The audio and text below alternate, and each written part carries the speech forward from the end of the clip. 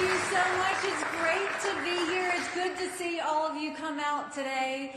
You know, I've got to tell you, somebody said, what's the hardest part about running for president? And I said, it's cold.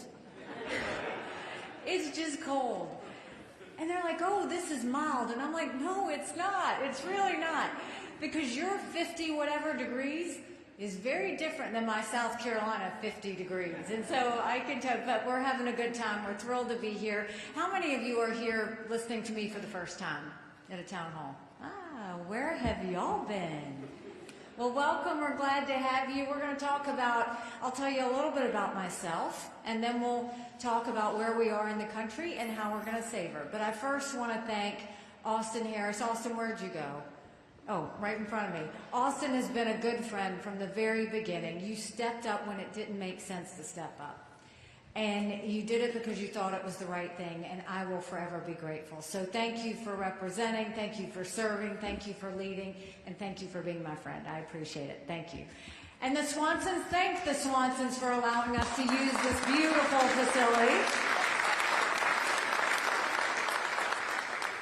So I was born and raised in a small rural town in South Carolina. 2,500 people, 2 stoplights. You couldn't think about doing something wrong without somebody already telling your mom. I grew up playing on a cotton field and at a dairy farm. My mom started a business out of the living room of our home. 30 plus years later, it was a successful company. I started doing the books for the family business when I was 13. It wasn't until I got to college that I realized that was child labor. I'm not an Ivy Leaguer. I went to a public university. I went to Clemson University, go Tigers, graduated with a degree in accounting. Accountants are problem solvers. Wouldn't it be nice to have an accountant in the White House for a change? I went on and worked in the corporate world for a while, and then I came back home to the family business. And one day I happened to be sitting with my mom, telling her how hard it was to make $1 and how easy it was for government to take it. And my mom said, quit complaining about it, do something about it. I truly did not know you weren't supposed to run against a 30-year incumbent in a primary. Ignorance is bliss. Once I realized he was related to half the district, the only option was to win. So I went around the district and said, we have way too many lawyers at the State House. I think they need a really good accountant. And the district took a chance on me, and we won. When I got to the State House, my focus was very much on small businesses. I believe small businesses are the heartbeat of our economy. And so that's what I fought for 3-4 years into my legislative term. In South Carolina, a lot of bills are passed by voice vote.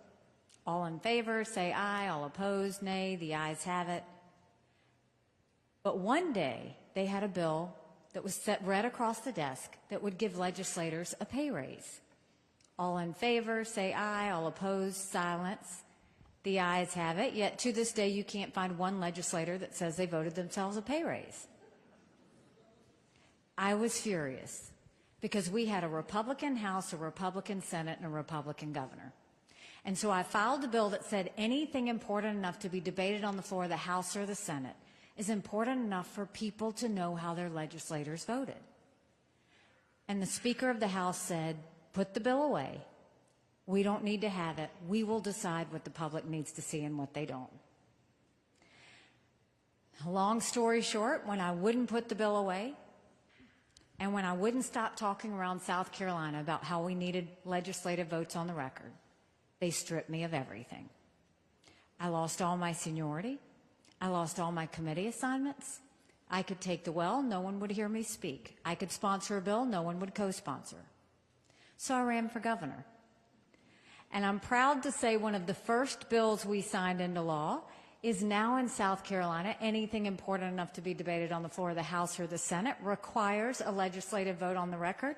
And we took it a step further and did it on every section of the budget as well. And I love music. You were listening to my playlist. And so on the day of the bill signing, I blasted throughout the State House Pat Benatar's Hit Me With Your Best Shot.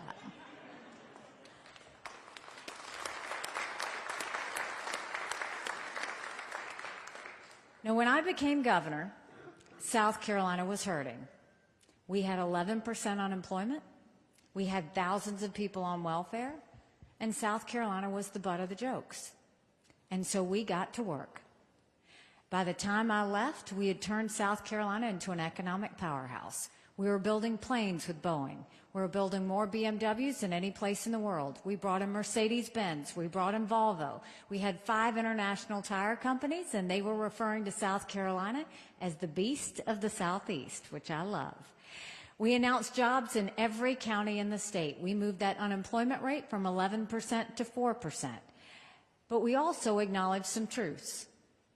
We said if you have to show picture ID to buy Sudafed, if you have to show picture ID to get on a plane, you should have to show picture ID to protect the integrity of the election process. And we passed voter ID in South Carolina.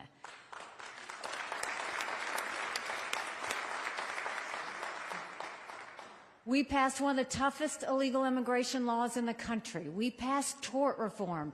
We did pension reform. We paid down our debts, we built up our coffers, and South Carolina was proud again. And by the time I left, we were named the friendliest state in the country. We were named the most patriotic state in the country, and we were named the #2 state in the country people were moving to. And then I got the call for the United Nations. And my honest answer was, I don't even know what the UN does, I just know everybody hates it. And I wasn't wrong about that. But what we made sure we did, when I got there, I wanted countries to know what America was for and what America was against. I didn't care if they didn't like me, but I wanted them to respect America. So we got to work. We pulled ourselves out of the Iran deal. We moved the embassy from Tel Aviv to Jerusalem. We cut $1 billion off the top the very first year we were there. We got ourselves out of the Paris Climate Agreement. We got out of the Human Rights Council. We stopped having any taxpayer dollars going to the Palestinian Refugee Organization. We negotiated the largest set of sanctions against a country in a generation by pushing China to vote against North Korea. And that's what stopped them from testing ballistic missiles. But the best thing that we did at the UN, we took the kick me sign off of our backs. And America was respected again at the UN.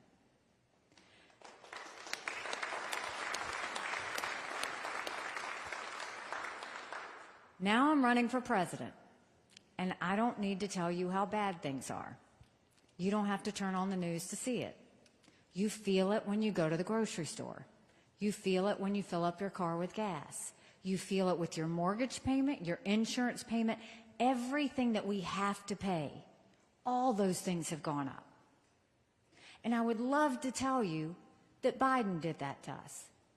And he certainly sent us down this socialism creep that is dangerous, that we have to put an end to. But I've always spoken in hard truths, and I'm going to do that with you tonight. Our Republicans did that to us too. You go back and look at that $2.2 trillion COVID stimulus bill that they passed with no accountability. It expanded welfare that has now left us with 100 million Americans on Medicaid, 42 million Americans on food stamps. That's 1/3 of our country. And did Republicans try and make it right? Nope. They doubled down and opened up earmarks and pet projects for the first time in 10 years, pushing through 7,000 of them last December. Want to know how they spent your money? $30 million on an honors college in Vermont, $10 million to tear down a hotel in Alaska, $7.5 million on a courthouse in Colorado, and the list goes on. The 2024 appropriations budget, Republicans put in $7.4 billion worth of pet projects and earmarks. Democrats put in $2.8 billion. Now you tell me who the big spenders are. All while 1 in 6 American families can't afford their utility bill. 60% of Americans are living paycheck to paycheck. 50% of American families can't afford diapers.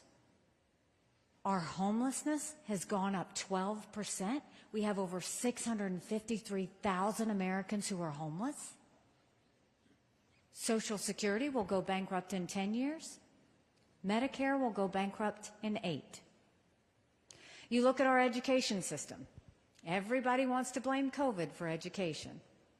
We had problems with education before COVID. Do you know right now in America, only 31% of our 8th graders are proficient in reading? 31%. Only 27% of our 8th graders are proficient in math. If we don't fix this, we're going to be in a world of hurt 10 years from now. And then you look at what's happening at the border. I've honestly run out of things to say about the border. It is the biggest dereliction of duty I've ever seen. And I've been to the border, and I didn't pull a Kamala, go and come back. I went 400 miles down that border. You're not ready for what I saw. Mounds of shoes, mounds of clothes, paraphernalia, rape areas that the women and girls have to walk through. When you get up in the morning, you get your coffee and you watch the news. When these ranchers get up in the morning, they get their coffee and they go see if anybody died crossing the fence. They pick up whatever little kids were left behind and they turn them over to Border Patrol. I met with multiple sheriffs. They said before 7 a.m. they round up whatever illegal immigrants they can find. They turn them over to Border Patrol. Border Patrol documents them and releases them until their court date years from now. And when I asked Border Patrol about their job, they said, you want to know what we do? We're glorified babysitters. They don't let us do our job. 8 million illegal immigrants have come to that border. We saw more fentanyl go through that would kill every single American last year. Number 1 cause of death for adults 18 to 45, fentanyl. And don't think for a second China doesn't know what they're doing when they send it over. And then my parents told me, you take care of those who take care of you. I'm going to ask you if we're taking care of those who take care of us. Right now in America, over 35,000 veterans are homeless. 1 in 3 suffers from PTSD or thoughts of suicide. We lose 22 heroes a day to suicide. If a veteran needs a doctor's appointment, on average, it takes 29 days. Why 29 days? Because on the 30th day, they can go to the hospital or doctor of their choice. So midway through the 29 days, they get a call to reschedule, and the clock starts all over again. It's shameful how we treat our veterans. And then you turn on the news, and what is Congress doing for you? I can't remember what Congress has done for us lately. They're supposed to give us a budget on time. Do you know Congress has only given us a budget on time 4 times in 40 years? 4 times in 40 years. I think it's time we tell them if they don't get us a budget on time, they don't get paid. It's that simple.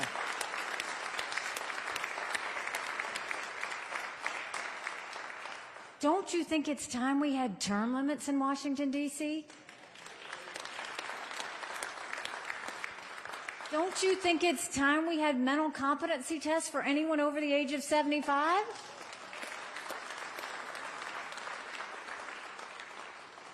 I'm not being disrespectful when I say that. We all know people who are over 75 that can run circles around us. Senator Grassley's a perfect example of that, right? And then we know Joe Biden.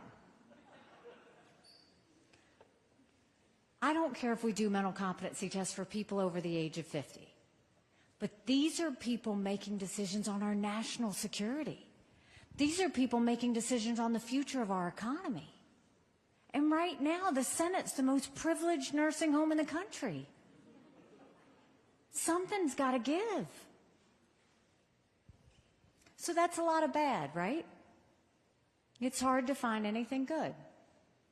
But now I'm going to tell you what I told South Carolinians when I became governor. No more whining. No more complaining. Now we get to work.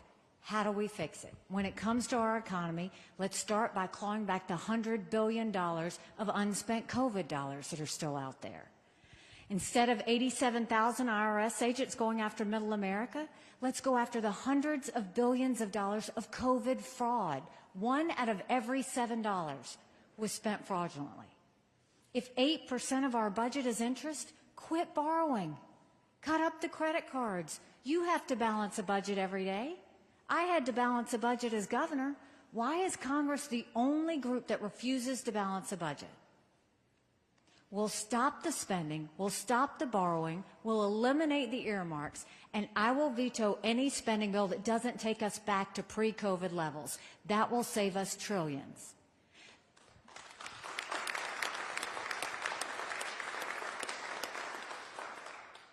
Do you know right now 70% of our federal employees are still working from home 3 years after COVID? Do you know 75% of most of our agencies are still sitting empty? We're paying for that. The next thing we'll do is we will take as many federal programs as we can and push them down to the states. That way we're reducing the size of the federal government and we're empowering people on the ground. Think healthcare, think welfare, think education, all of those things going down. And then let's let the middle class breathe. Right now we're watching in America, the rich are getting richer and the poor are getting poorer and the middle class is going away. That's why we're going to eliminate the federal gas and diesel tax in this country. We're going to cut taxes on the middle class and simplify those brackets. And we're going to make the tax cuts on small businesses permanent. They made them temporary. They made the corporate tax cuts permanent. Let's make the small business tax cuts permanent as well. They're the heartbeat of America. If we take care of them, we take care of everything. And then in South Carolina, we knew if a child couldn't read by 3rd grade, she was 4 times less likely to graduate high school. So instead of pushing our kids forward, we started pulling them back. We brought in their parents. We did reading remediation programs with them, and we set them up for success. We've got to do that all over our country. We've got to get our kids reading again. And no parent should ever wonder what's being said or taught to their child in the classroom. We need complete transparency in the classroom. As parents, we have one job, and that's to make sure we get it right for our kids. And that's why every parent should be able to decide where their child goes to school or how they're educated. Every child deserves a good education, regardless of where they're born and raised. No child should be mandated based on a zip code. And then let's build things in America again. Let's put vocational classes back into our high schools. We had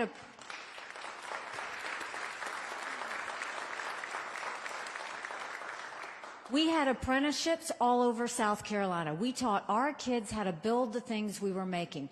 That way we got them invested in our economy even before they finished school. And then a point of personal privilege.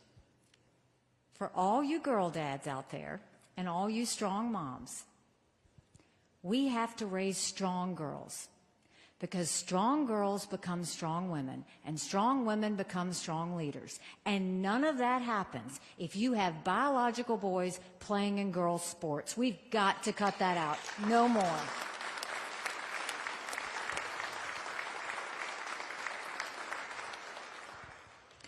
And then when it comes to the border, we'll take what I did in South Carolina and we'll go national with it. We'll do a national E-Verify program where every business has to prove that the people they hire are in this country legally. We will make sure we defund sanctuary cities once and for all. No more safe havens for illegal immigrants.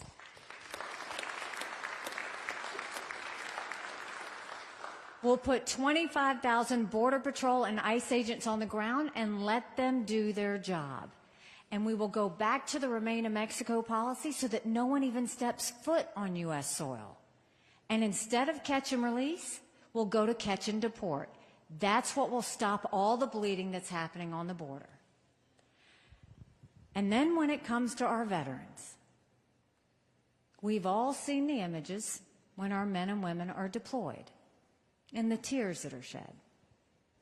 And then we see the images when, God willing, they come back home to us safely, and the prayers that are answered. I'm the wife of a combat veteran. He served in Afghanistan. The day he came back home to us, That was a lot of prayers answered. That was the easy part. When we got home, life got hard. Michael couldn't hear loud noises. He couldn't be in crowds. Life had passed him by for the year that he was gone, and the transition was tough. We can't just love our men and women when they're gone. We got to love them when they come back home, too. And that means we need to take care of them through that transition, not just for 2 weeks, but for the rest of their life. We should have telehealth and make sure they get the mental health care they need right when they need it. They should be able to go to the doctor or hospital of their choice. They've earned that right.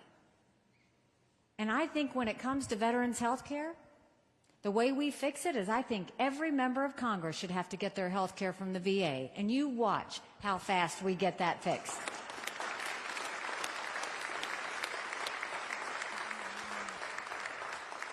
It'll be the best health care you've ever seen, guaranteed.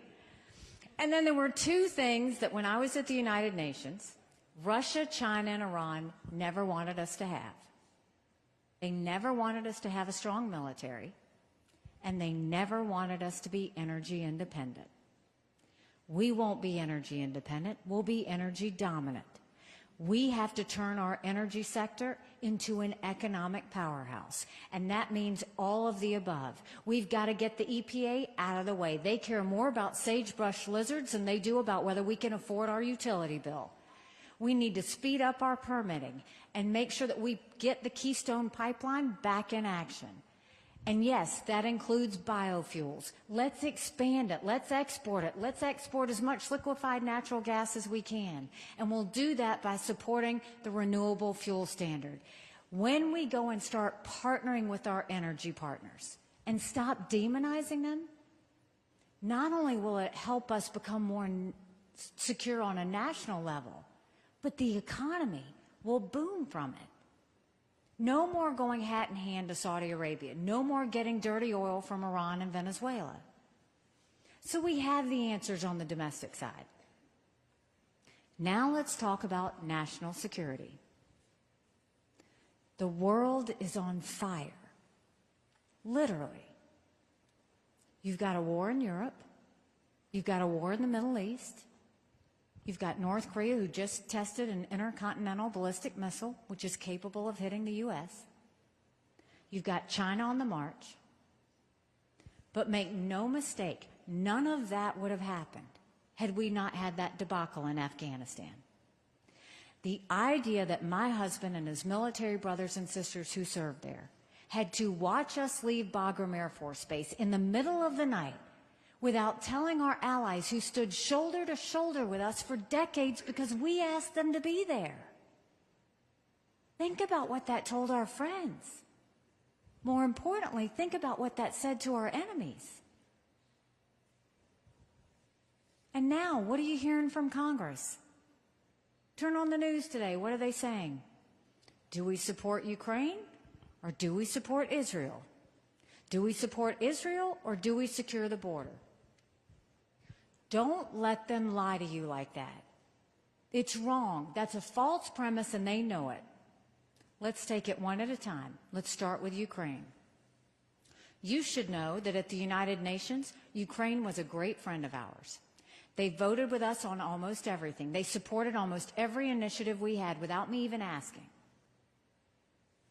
But here you have this pro-American, freedom-loving country that was invaded by a thug. 500,000 people have died because of Putin. Now, I will be the first to tell you, we should never give cash to any country because you can't follow it and you can't see how it's spent. Shouldn't do it. We don't need to put troops on the ground in Ukraine, and they don't want our troops. They want to fight this themselves. But we should give them the equipment and ammunition to win. Now, for any of you that ask the question, why should we care about Ukraine? That's a legitimate question for you to ask. Why should we care about Ukraine? If there's anything I learned at the United Nations, terrorists dictators, and thugs are amazingly transparent. They tell you exactly what they're going to do before they do it. Hamas said they were going to invade Israel. China said they were going to take Hong Kong. We watched it. Russia said they were going to go into Ukraine. That happened. China says Taiwan is next. We better believe them. Russia said once they take Ukraine, Poland and the Baltics are next. Those are NATO countries.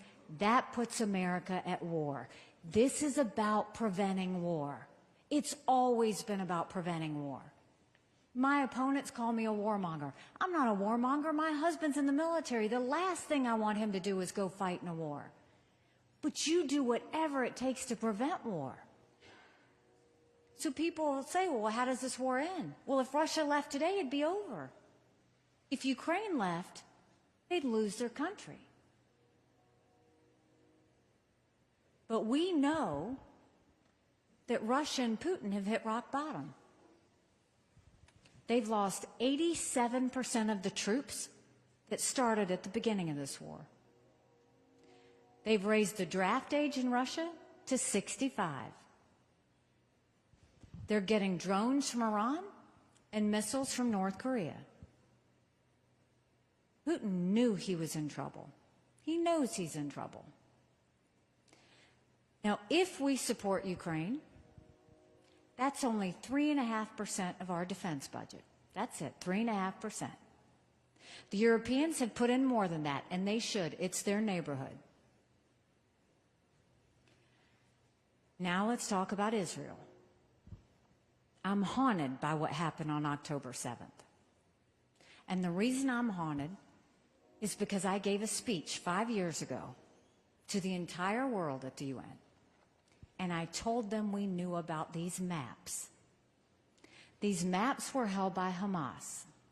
And they showed that if they could get through that barrier, this is how they were going to kill as many Jews as fast as they could. And it happened. Why should we care about Israel? God help us if we don't get this one right.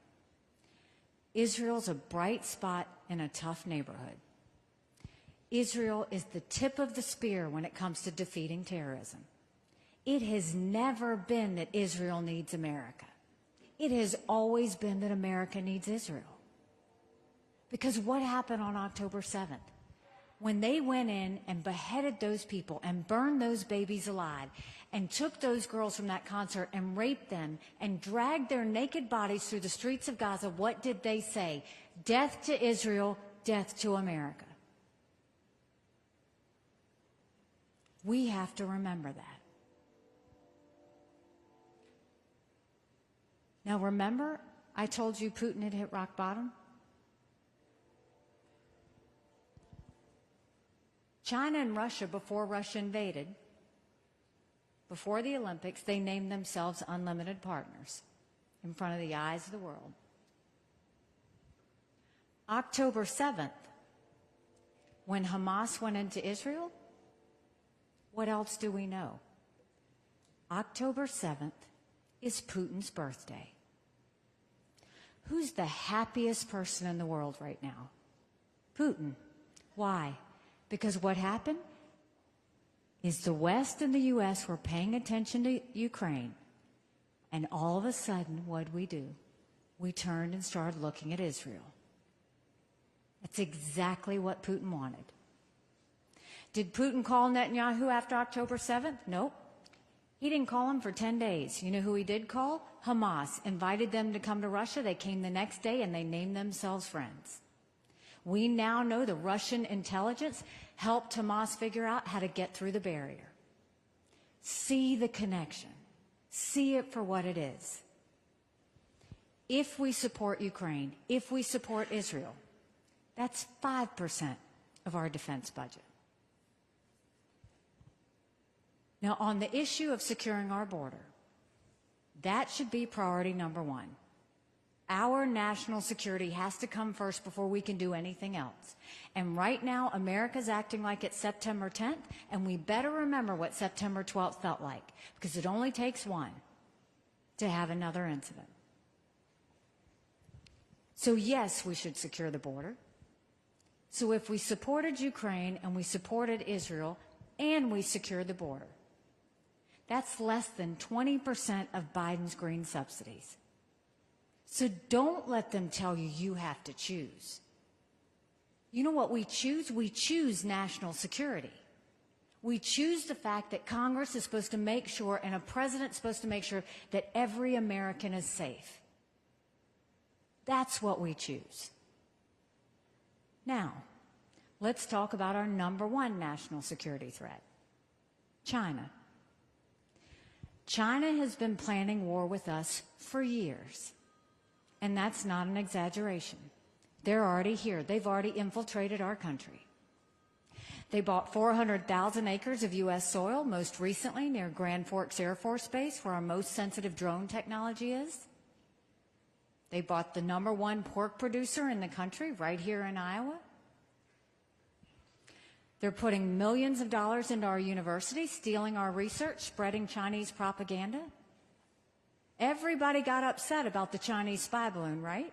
Rightfully so. What about the fact that 90% of our law enforcement drones are Chinese? Think about all the mini surveillance that's happening. They've got Chinese police stations throughout our country. There's a Chinese spy base going off our shores in Cuba. God help us if they put Chinese military there. They've killed more Americans with fentanyl than the Iraq, Afghanistan, and Vietnam wars combined. 75,000 Americans have died from fentanyl just last year. There's technology that builds up the Chinese military that threatens America. Biden approved 70% of it last year. The Trump administration approved more than that. And now you look at how China's building up their military. They are building up their military at a scary pace.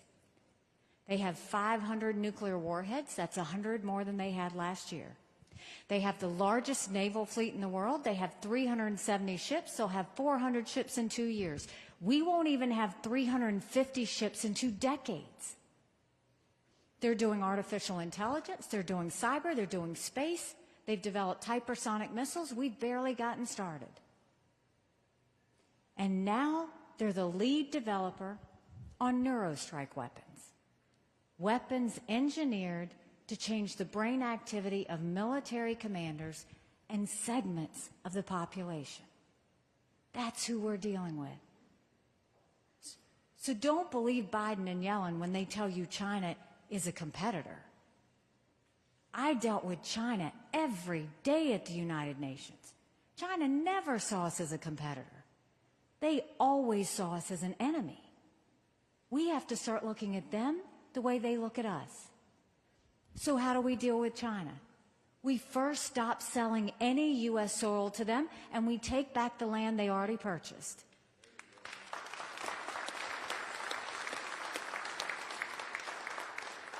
We go to our universities and we say, you either take foreign money or you take American money, but the days of taking both are over. You get that Chinese infiltration out of our universities.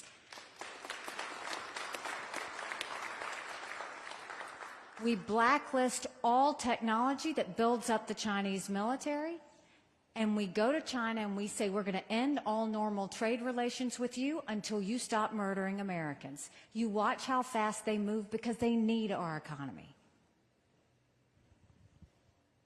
Now, I know Iowa does a lot of trade with China. Let's fix this before they pull the rug out from under us. And we can do that. We have friends. America needs to remember that we can't just live life alone. Let's go to our friends. Let's start moving that trade from China to other countries. India, Japan, South Korea, the Philippines, Australia, New Zealand, Israel. All of those countries, let's move it to friends so that we never have to have them hold our farmers hostage.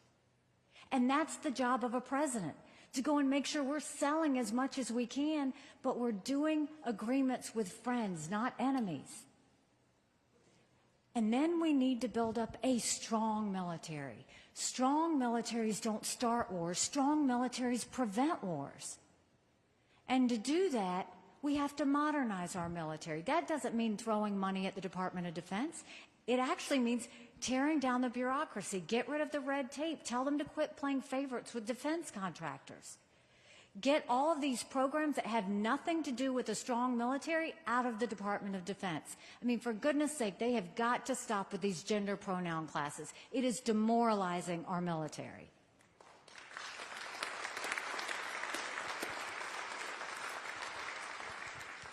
Right now, we have a bunch of generals that are looking to the past. They're looking at wars in the past, land, air, and sea. We need to be looking at the threats of the future: artificial intelligence, cyber, space, hypersonic missiles, submarines. Those are the things we need to focus on. When we focus on that and we show that we're back and we're strong, all of our enemies will get on their heels. Now to connect those dots I was talking about. There's a reason the Taiwanese want the U.S. and the West to support Ukraine. Because they know if Ukraine wins, China won't invade Taiwan. There's a reason the Ukrainians want the U.S. and the West to support Israel. It's because they know if Iran wins, Russia wins. There is an unholy alliance of Russia, China, and Iran. They are bound together by their hatred of freedom, democracy, the West, and of all things, America. We can deal with all of this, but you don't deal with it by putting your head in the sand. You deal with it by knowing exactly what those threats are and exactly what we need to do to be strong again. And we have to end this national self-loathing to do it. The idea that people think America's bad or rotten or racist. I was elected the first female minority governor in history. America's not racist, we're blessed. Our kids need to know to love America. They need to be saying the Pledge of Allegiance when they start school every day.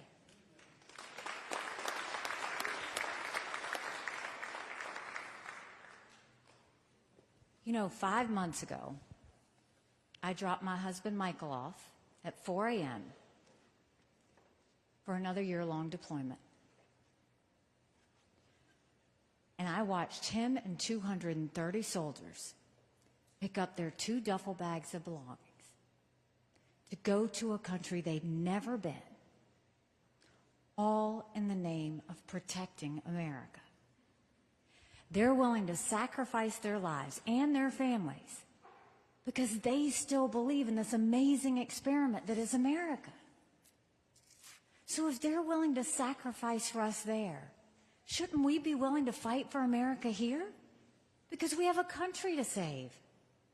But in order to do that, we've got to acknowledge some hard truths.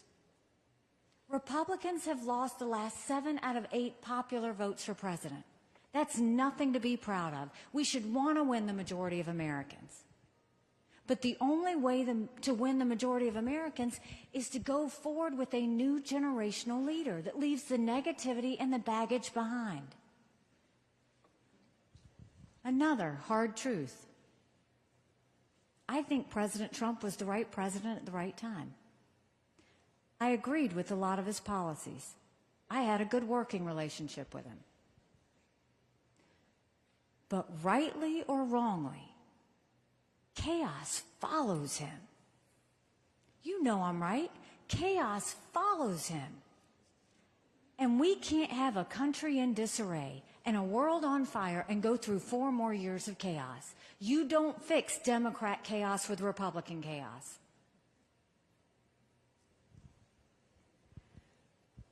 Do you remember when you were growing up? How simple life was? How safe it felt?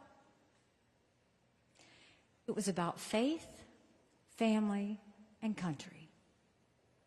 Your parents raised you to be responsible individuals. You went to school and you learned what you needed to be successful. You went to church and you found your faith and your conscience. Don't you want that again? Because we could have that again.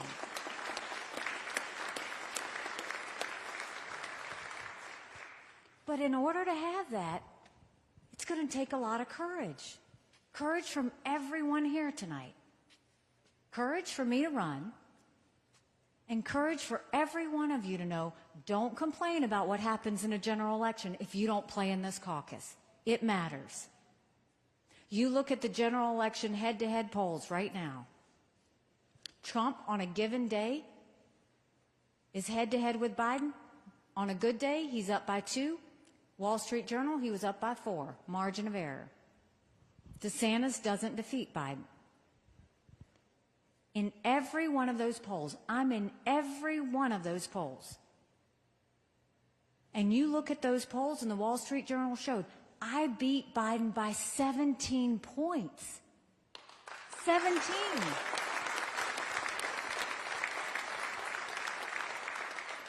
Do you know what that means for us? That's not just about the presidency. That's governorships. That's the House. That's the Senate. That is a mandate going into D.C., a mandate to get our economy back on track and start paying down that debt, a mandate to get our kids reading again and getting school back to the basics, a mandate to secure our border, no excuses. That's a mandate to make sure we bring law and order back to our country. And that's a mandate for a strong America that we can all be proud of. Not a nail-biter of election.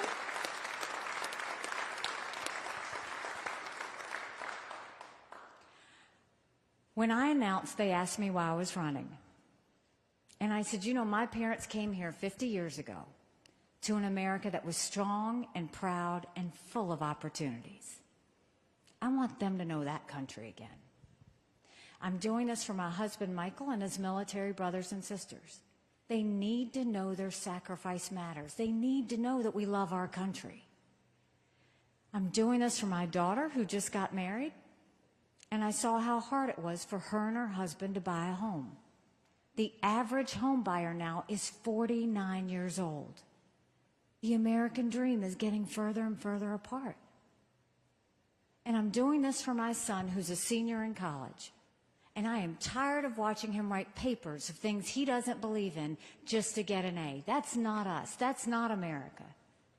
And for the first time, 81% of Americans don't think their kids are going to have as good of a life as we did. We can't be okay with that. I'm not okay with that. We do have a country to save. But I'll promise you this.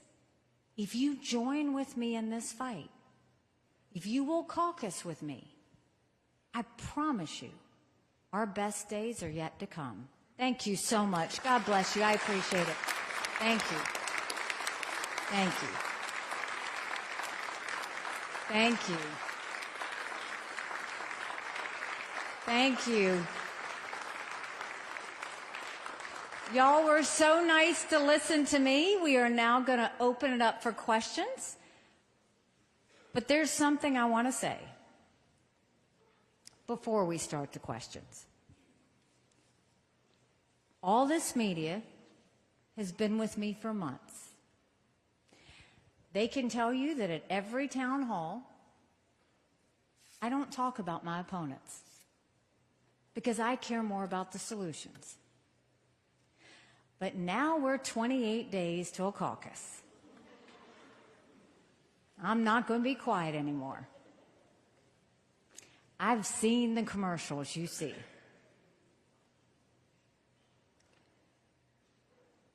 There is not one attack ad from Ron DeSantis to me that is true. And don't take my word for it. Every single one of those ads has been fact-checked and proven false from anyone from CNN to Newsmax. Not one. That's why they don't stay up very long, because when we tell him it's a lie, he ends up bringing it down. Not one.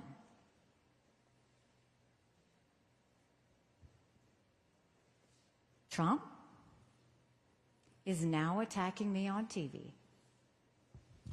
He said a couple of days ago, why do they keep saying Nikki Haley's surging? She's not surging. Well, now he's putting up an ad against me, so I guess I'm surging.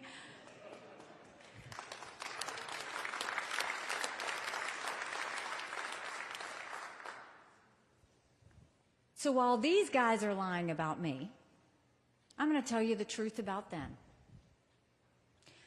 We'll start with Ron. You should ask Ron, why did he write the legislation and lead the charge to ban the renewable fuel standard in Congress? Ask him that. Why did he ban fracking? Why did he ban offshore drilling? Why is it that the Sierra Club loves him? And then you turn around and Ron goes and brings someone to campaign here in Iowa to you, who's the most anti-Israel Republican in Congress. He brings the guy that voted with the squad against condemning anti-Semitism on college campuses. He brought the guy that voted with the squad against condemning those college presidents that refused to say anything about it. He brought the guy that voted against taking the $6 billion that was given to Iran for hostages, taking it back. Massey voted against all that, and that's who Ron brought to campaign with in Iowa? Ask him about that. Now, Trump is running an ad saying that I raised the gas tax in my state.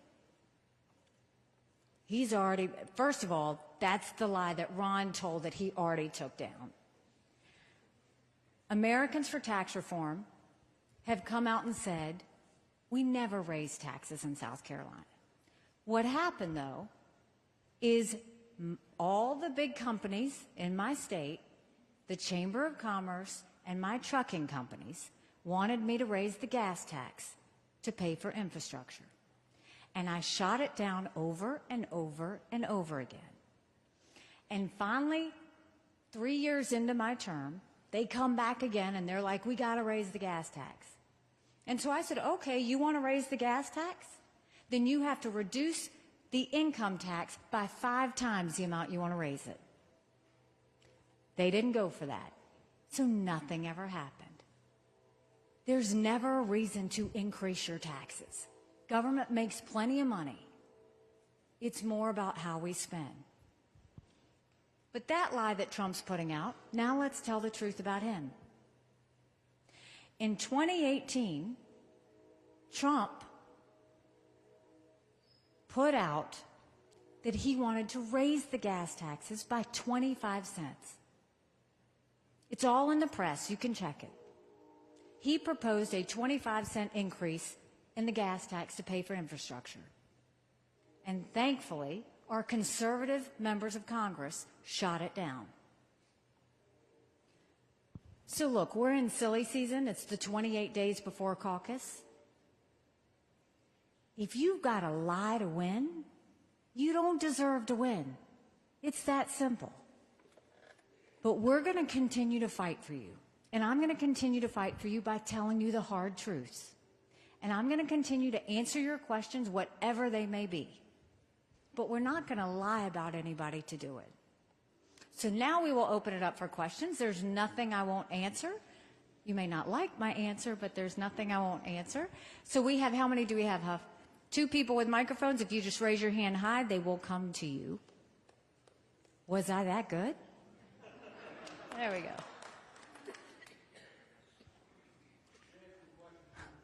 Thank you. Thank you. Yes, sir. I'm Peter Scharf, and this is my wife, Tanuja Jyotikar. Hi. She's a recent citizen of the United States. Oh, love that. She just took her oath on November 6th. Oh, wonderful. And a few days later applied for her U.S. passport with expedited service. And it came back a few weeks later with her name misspelled. We sent in for a correction. It came back again 2 weeks later with her name misspelled differently. So now, for the third time we've sent it in, and each time we've sent her application, it was accompanied by a photocopy of a valid ID with her name spelled correctly. And we want to know what you're going to do to get incompetence out of our federal agencies.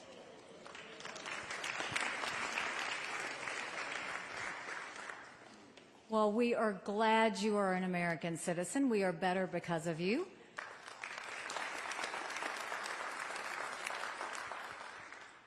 Look, it's not what I say, it's what I've done. If you want to know what I'm going to do as president, I'm going to do exactly what I did as governor. And so to deal with the incompetence, the first thing I did when I became governor was I said, I want to control what I can control first, and that's your agencies. I replaced the head of every agency, whether they were doing a good job or not, because I wanted to freshen it up. The second thing is I put people at the heads of those agencies, some who didn't vote for me. But I put people who understood their constituencies. So the head of ag knew agribusiness, knew the challenges, knew the successes. The head of tourism knew what it meant to have heads in beds, people in golf courses. The head of our veterans affairs, it was somebody that was a veteran that knew the challenges veterans went through, but also knew how we could fix it. So we'll replace the head of every agency. The second thing I did was I sent people in every one of those agencies to go back to the core mission of that agency so that they didn't try and be all things in that agency, go back to the core mission, but I sent people in there to clean it up, pull down bureaucracy, pull down red tape, get rid of problem children. In some cases, we tweaked agencies. In other cases, we gutted agencies. And then I required them to start hitting 90-day benchmarks. They had to start showing 90-day benchmarks and proving to the taxpayers a return on investment so that we could get them mission-focused again. And then I saw those agencies were spending because they were worried they weren't going to get the same amount of money the next year. So I put all of that spending online for taxpayers to see. And then I incentivized them to start giving money back to the taxpayers. And magic happened because the agencies started to compete against each other on who could be the most effective and the most efficient. And when I got through cleaning up my agencies, then I turned toward our legislature, which is when I'll turn to Congress. And I gave them a couple of easy things to do to remind them what it was like to win again. And then we started sending in harder things. And we made it a government that worked for the people again. And we did it with results. And what I told every one of my agencies, if you are costing a person time or money, that is no longer acceptable in South Carolina. We will do the same thing in D.C. We need to shrink the size of those agencies. They're too big. They're doing too many programs that are not focused on their mission. We'll get all of the politics out of those agencies because that's not their job. And then we need to do those 90-day benchmarks so that you're not waiting on that passport. We're looking to see how quick are they turning things around. And that's how you go and get them back to work. There is a lot of bureaucracy, but you can fix it. You can manage it. That's what we did at the state level. But you got to go in and you got to be willing to hold people accountable. You got to be willing to make them show results. And you got to do everything so that the taxpayer feels good about it. So that's what we'll do. And I'm sorry for the trouble that you've had. Give me a few months and I'll take care of that.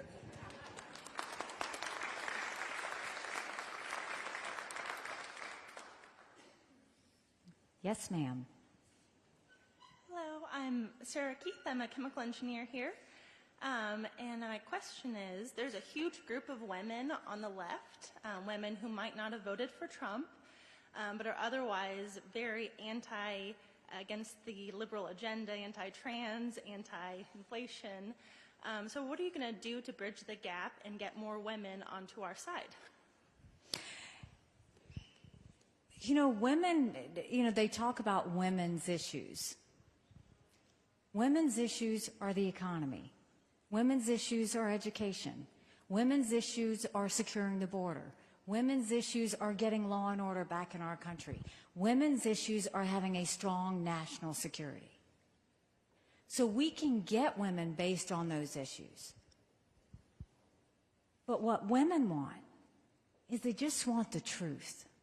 And they want common sense, and they don't want the drama. Women don't like drama. We don't. And that's what you're going to get something different from me. When I talked about Trump with the chaos, I have a different approach. No drama, no vendettas, no whining. It's just results oriented.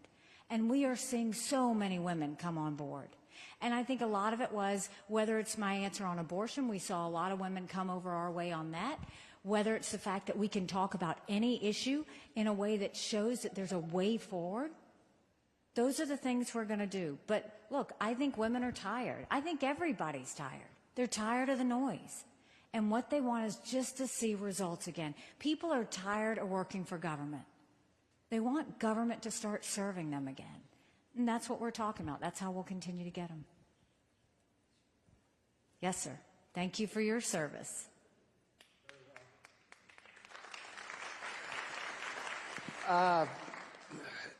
It appears that we've got an internal civil war right here in the United States. We've got people that are smash and grab. It doesn't belong to them. Hard-working people have made it work, and that's going away. How do we get things under control? With the defund police, we can't get people that want to be police, and why would they? It's just total chaos, and I guess that I would classify that as a civil war. It really is an issue. You know, you have to remember our country was made up of laws. The second you stop following those laws, you give up everything this country was founded on. And they started chipping away at that when they said they wanted to defund the police. And then the rhetoric got louder. And then they realized, uh-oh, maybe we don't mean that. But what you've seen since then is, I mean, God bless our law enforcement. What's frustrating for them is they're doing their job. The problem is if they go and they take someone in and arrest them, do you know how demoralizing it is when they let them out the next day? When our prosecutors don't prosecute according to the law and they give them a pass? It makes them feel like they're spinning their wheels. It's one thing to say we support law enforcement. We do. But don't just support it in words, support it in actions. We're going to require our prosecutors to prosecute according to the law. They have to start holding people accountable. The second thing is, when I was governor, I saw presidents typically meet with their governors once a year. I will meet with our governors once a quarter, Republican and Democrat, with the sole purpose of seeing how we can get our states working again and getting them helping the people from the ground up. And let me give you a couple of examples. Remember I told you we had thousands of people on welfare? Knowing that, I matched those that were on welfare with businesses. And I told my businesses, if you will take this person and train them, I will pay for them for X number of weeks. It's the amount of time they would have been sitting on the couch. And I said, and at the end of it, you decide if you want to hire them. We moved 35,000 people from welfare to work. We had family celebrations because in a lot of cases this was a generational cycle that they had always been dependent on government. But we had family parties because they got to see what it was like to be a part of giving back and of being a productive member of society. And their kids got to see it. A lot of times they don't know where to go to get the training. You have to connect the dots so that they can find it. Then we went into our prison systems. I visited maximum security, I visited men's, I visited women's. I wanted to know how they got in there. I wanted to know what we were doing with them. Wanted to know what happened when they left. And so what we did was we reformed our entire prison system. We started teaching them resume building. We taught them computer skills. We taught them financial planning. We taught them family planning. We gave them faith-based help if they wanted it. And we put equipment behind the fence, and we taught them a skill. Now in South Carolina, when someone leaves the fence, they've got a job to go to the next day. We have the lowest recidivism rate in the country.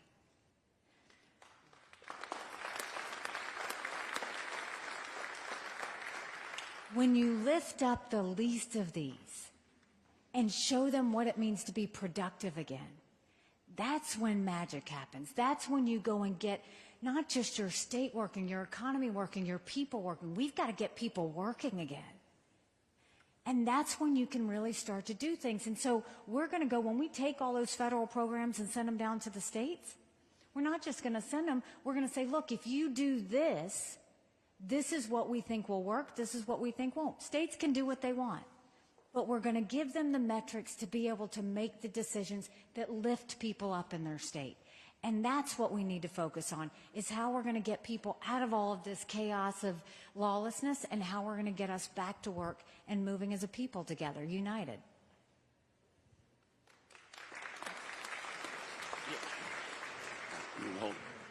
Yes, sir. Yes, ma'am. I served under several presidents, and you remind me of my favorite, Ronald Reagan. He was good for all of us, and I believe you're good for all of us. I don't agree with everything you've said tonight. I will probably not agree with everything I say to my wife in the morning. Reality hits home. When are we going to get something that Reagan wanted, a light-item veto, and get rid of these earmarks and cut the pork? We have to. The economy, and that's why I said if we can win with a mandate like that, we go to Congress. When we show we're taking care of our agencies, bless you, we can also make sure that we're getting Congress moving again. They have got to stop. The first thing is, if you know government was intended to secure the rights and freedoms of the people, it was never meant to be all things to all people. We have to quit seeing government as the solution. To me, government always breaks more than it fixes, every single time. We've got to start getting into that mentality. You actually want less government. Let the private sector do what the private sector needs to do. Get the mandates out. Let people breathe. Let them live the way they want to live. Let them do what they want to do. But that will also bring the costs down. Look at how expensive, me telling you 70% of federal workers are working from home, or 75% of the federal offices are empty. That's just waste. You look at these earmarks. If we eliminate earmarks and say no more, Republicans open them back up after 10 years. Tell Republicans we're either the party of fiscal sanity or we're not. And that's what I did in South Carolina. It didn't matter if I had to call out Republicans. It didn't matter if I had to call out Democrats. If they were doing something that wasn't right by the taxpayer, we called them out. And we did things that made our state smarter. That's what I want. I want our country to be smarter. I want us to function on less money, and I want us to focus on supporting citizens so that they can have the freedoms and the rights to do whatever they want to do and be as successful as they want to do that. But the tone at the top matters. It just does. The tone at the top matters. And be smart about it. You see where they said, you know, everybody talks about the economy under Trump. It was good, right? But we went $9 trillion in debt to get that. Our kids are never going to forgive us for that. You don't go in debt to build an economy. That's not what works. So let's do it the right way. Let's do it the smart way. Do you have another? Yes, sir. Just touch on a couple of things that you already addressed. I've got a little bit of experience with the criminal justice system, and there's some value in what you mentioned there, but there's also a point where that's not going to work on certain people. So I would suggest maybe not worrying so much about the Second Amendment, and let's look at the Eighth Amendment and make that punishment fit the crime so that maybe it's not too appealing to keep committing some of these crimes. The other thing is we've heard a little bit about the dress code in Congress. Would you consider mandating that if Congress keeps up the way they are, they dye their hair orange, paint their face white, get big long shoes, and all go to work in the same car? I want to take you with me to D.C.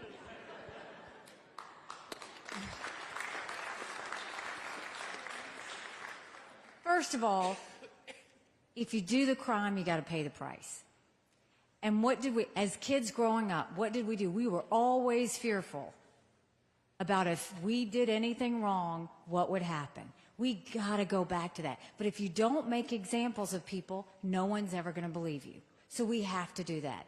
The second thing is, look, when I say the tone at the top matters, something like that, a president could actually weigh in on and get them to fix it. When you go to work, you need to go to work and remember who you are, and remember that you serve the people, and remember that you have a job to do, and remember that you're responsible. You don't need to go there in a hoodie. You don't. You need to go in there in a serious mode where people take you seriously, that you want to do the job. There should be a dress code in Congress. We all know that.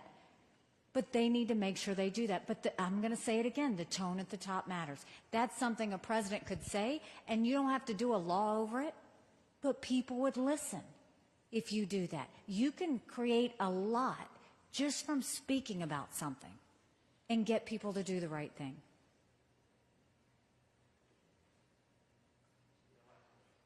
Last question. Make it a great one.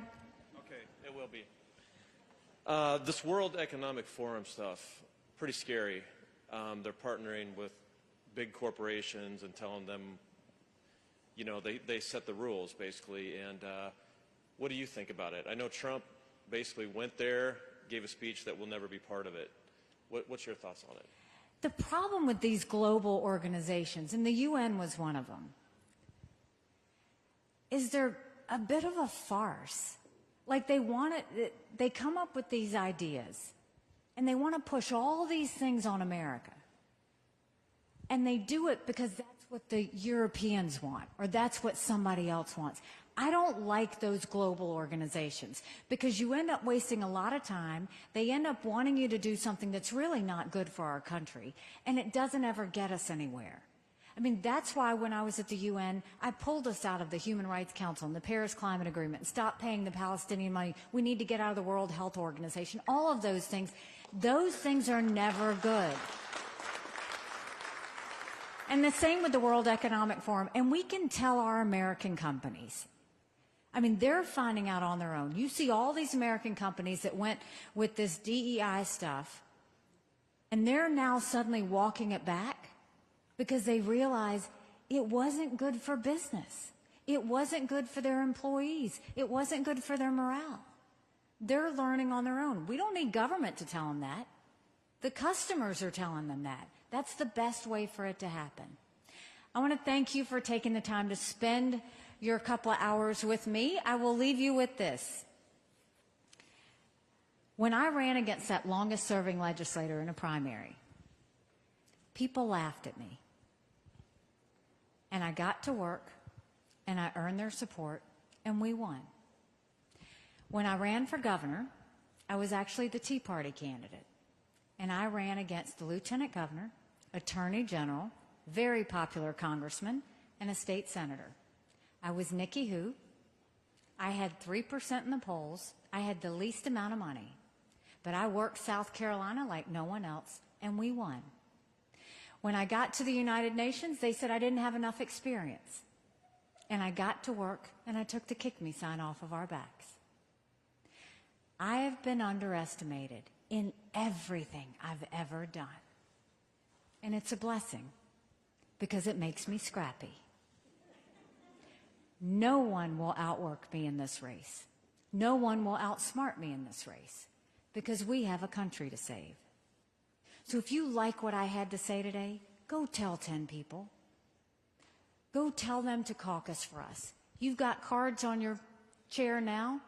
You can fill them out. If you'll caucus for us, I will forever be grateful. If you want to volunteer, we'll take it. If you had a question and you didn't get it answered, put it on the card. We'll get you an answer.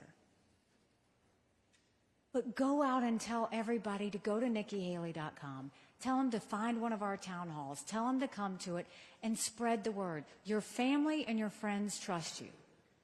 Y'all know how to do the caucuses. I don't. I'm going to find out for the first time. But you know it's all about getting your people to the polls. Let's get the people to the polls because we can do amazing things. Now, if you don't like what I had to say today,